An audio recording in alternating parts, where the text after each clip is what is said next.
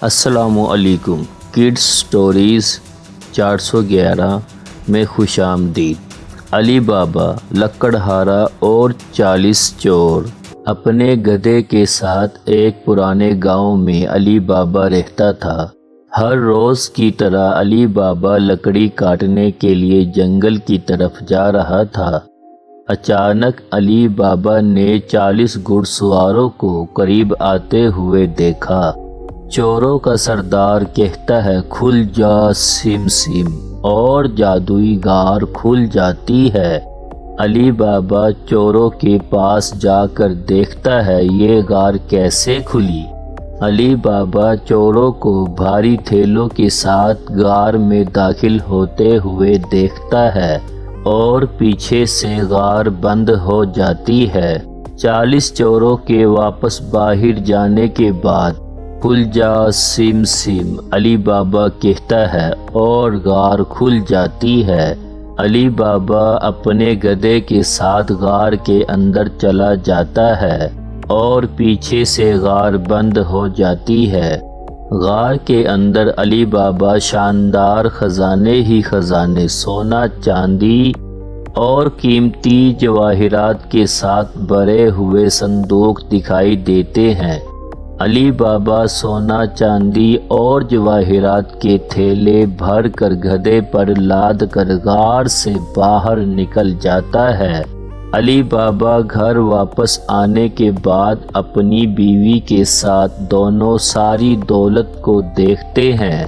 علی بابا اچانک سے اپنے بڑے بھائی کے پاس ماپنے کے لیے ترازو لینے جاتا ہے۔ قاسم ترازو کے نیچے چپنے والی چیز لگا دیتا ہے۔ ترازو واپس آنے کے بعد قاسم ترازو کے نیچے سے سونا نکالتا ہے۔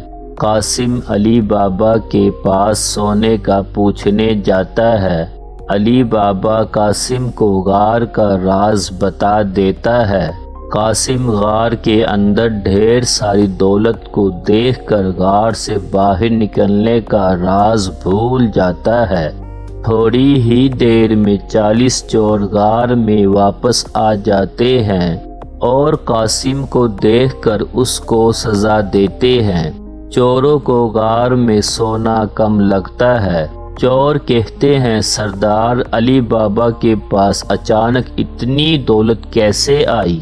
چوروں کے سردار نے علی بابا کی دولت کا پتہ کرنے کے لیے ایک چور کو گاؤں میں بھیجا۔ سونے کے ساتھ علی بابا کی خریداری کا دیکھ کر چور علی بابا کے دروازے پر نشان لگا دیتا ہے۔ علی بابا کی کنیز چوروں کو گمراہ کرنے کے لیے ہوشیاری سے محلے کے تمام دروازوں پر نشان لگاتی ہے۔ چوروں کا سردار بھیس بدل کر علی بابا کے گھر جاتا ہے۔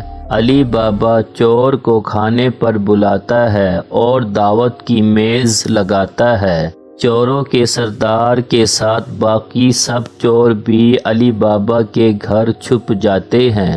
علی بابا کی کنیز کڑاہی میں زیتون کے تیل کو گرم کر کے ڈرم میں چھپے ہوئے سارے چوروں کو گرم تیل سے جلا دیتی ہے۔ سارے چور مارے جانے کے بعد چوروں کا سردار بھاگ جاتا ہے۔ علی بابا کی کنیز علی بابا کو چوروں کے انجام سے آگاہ کرتی ہے۔ علی بابا کہتا ہے، اچھا چور اپنے انجام کو پہنچے۔